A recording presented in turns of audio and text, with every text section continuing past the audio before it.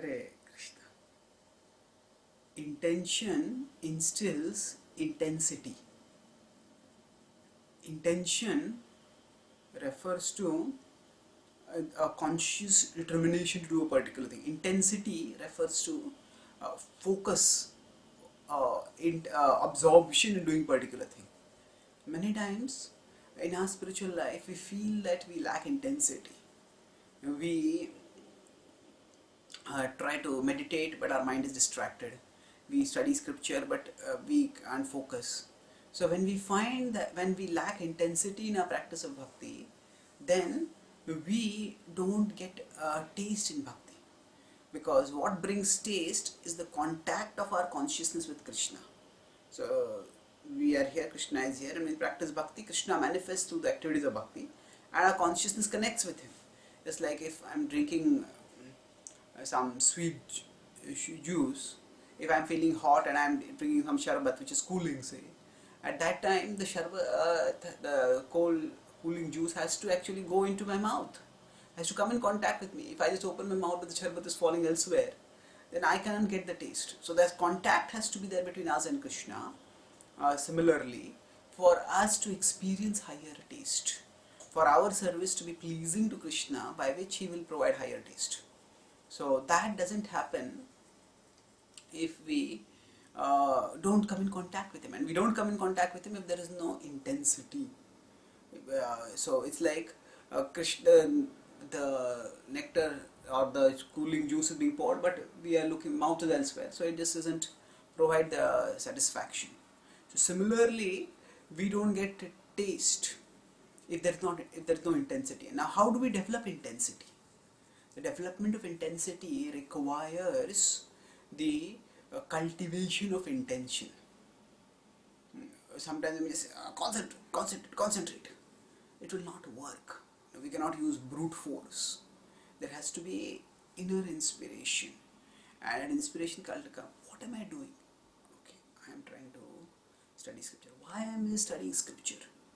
Because scripture is the means by which I can absorb myself in Krishna. Scripture is the means by which my intelligence can be nourished. Scripture is the means by which I can worship Krishna with my intelligence.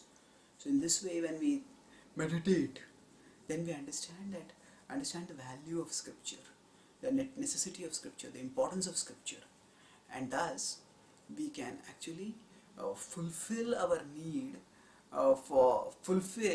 We can just cultivate the inner motivation for outer intensity. Just like when we deeply want to do something, when we strongly want to do something, then automatically we become absorbed in it.